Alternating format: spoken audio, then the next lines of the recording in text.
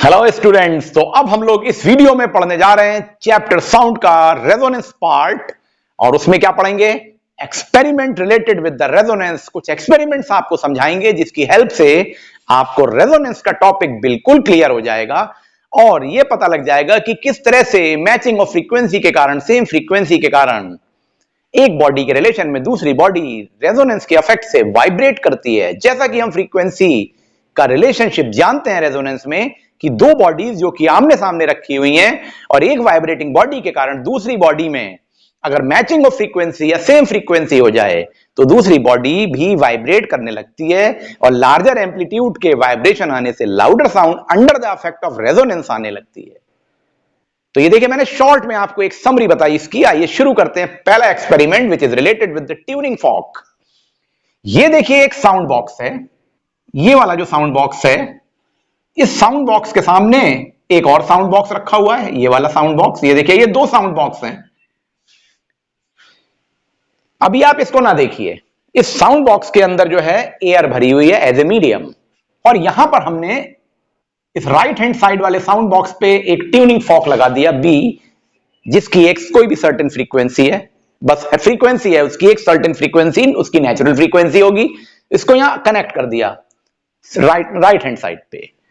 अब हमने दूसरा ट्यूनिंग फॉर्क लिया ए, जिसको हमने ए बोला है, यानी कि ये है ए ट्यूनिंग फॉर्क। रबर पैड लेते हैं और उस पर हिट करते हैं ट्यूनिंग फॉर्क के प्रोंग्स को। तो जब हम रबर पैड के ऊपर इस ट्यूनिंग फॉर्क ए को हिट करते हैं तो इस ट्यूनिंग फॉर्क में वाइब्रेशन शुरू हो जाएंगे। देखिए, जैसे मैं हाथ हिला रहा हूं, इस तरह से ये वाइब्रेशंस होने लगेंगे, यानी now this will be the vibrating tuning fork ए।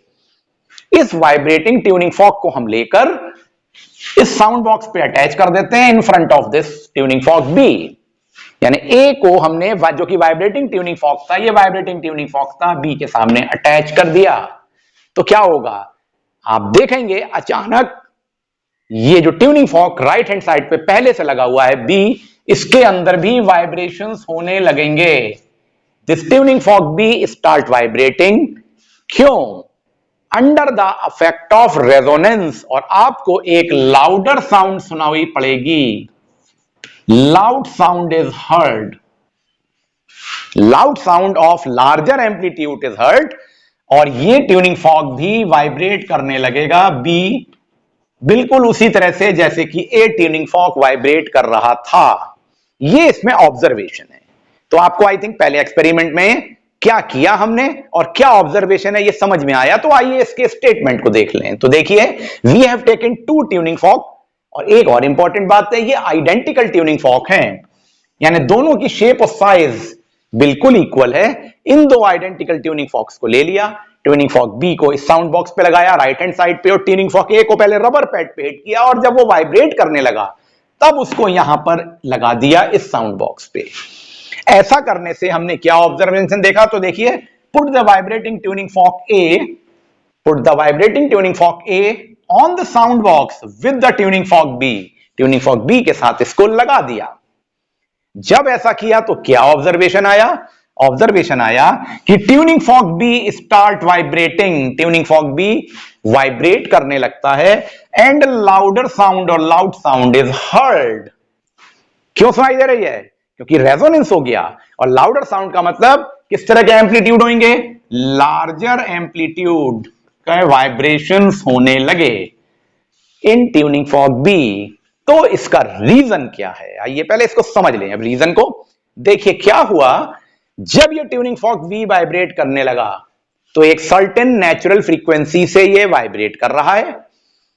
अब इसके वाइब्रेशन की एक सर्टेन नेचुरल फ्रीक्वेंसी है, फ्रीक्वेंसी मीनिंग एक एनर्जी है, वो साउंड एनर्जी है।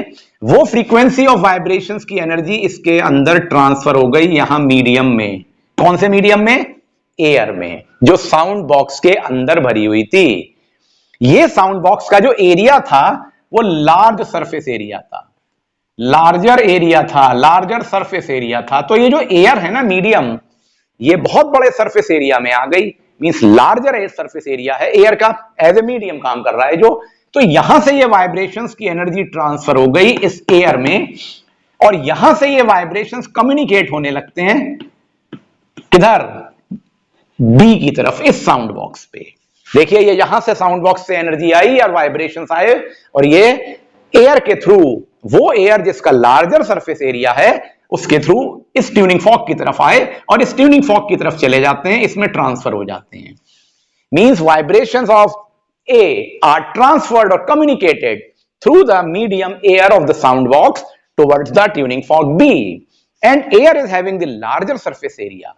तो क्या होता है, जब ये ट्यूनिंग फॉर्क से निकल के वाइब्रेशंस इस B ट्यूनिंग फॉर्क में आ जाते हैं तो ये इसकी एनर्जी को रिसीव कर लेता है और ट्यूनिंग फॉर्क B वाइब्रेट करने लगता है। इंपॉर्टेंट बात क्या है कि यहां पर जो फ्रीक्वेंसी है वाइब्रेशंस की और जो इनके वाइब्रेशंस ए से आ रहे थे उसकी फ्रीक्वेंसी मैच कर जाती है, यानी इसके वाइब्रेशंस की नेचुरल फ्रीक्वेंसी और बी की नेचुरल फ्रीक्वेंसी आपस में मैचिंग हो गई। दोनों में सेम फ्रीक्वेंसी वायर होने से बी स्टार्ट वाइब्रेटिंग एंड दोनों वाइब्रेशन होने के कारण एक लाउडर साउंड प्रोड्यूस हो जाती है और वो लार्जर एम्पलीट्यूड के वाइब्रेशन होते हैं, क्योंकि उसमें और कौन कंट्रीब्यूशन दे रहा है, larger surface area of this sound box.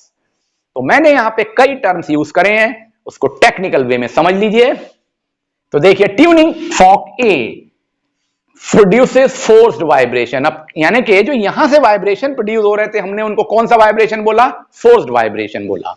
सवाल उठता है फोर्स वाइब्रेशन क्यों बोला, क्योंकि जब आपने इसको यहां हिट किया था तो जो वाइब्रेशन हो रहे थे वो फोर्सफुली एक्वायर हुए थे। तो यहां से जो वाइब्रेशन आ रहे हैं ये किस तरह के वाइब्रेशन है, इसके फोर्स्ड वाइब्रेशन है। ये फोर्स्ड वाइब्रेशन ट्रांसफर होते हैं और कम्युनिकेट होते हैं थ्रू एयर। अब देखिए, जो ये force vibration of certain frequency है, जब वो इस एयर में आएंगे तो एयर के पार्टिकल भी तो जोर जोर से हिलेंगे, तो उसके अंदर वो फोर्स वाइब्रेशन ट्रांसफर होंगे और इसका लार्जर सरफेस एरिया है। तो देखिए क्या हुआ, tuning fork A produces force vibration in air column of sound box with these vibrations are of larger amplitude.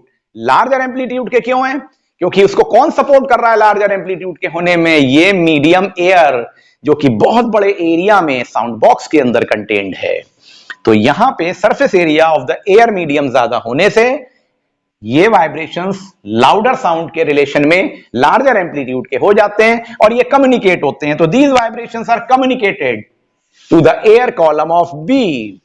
इस एयर कॉलम पे आते हैं और यहां से ट्यूनिंग फॉर्क बी में चले जाते हैं और tuning fork B start vibrating with the same frequency as of the tuning fork A. दोनों की नेचुरल फ्रीक्वेंसी सिमिलर हो जाती है और दोनों वाइब्रेशन करने लगते हैं। तो ये जो वाइब्रेशन बी में प्रोड्यूस हुए, इसके लिए कौन रिस्पॉन्सिबल है, फिनोमेना ऑफ रेजोनेंस। और इस तरह से सेम फ्रीक्वेंसी या मैचिंग ऑफ फ्रीक्वेंसी के कारण, रेजोनेंस के कारण ये वाइब्रेशंस प्रोड्यूस हो जाते हैं।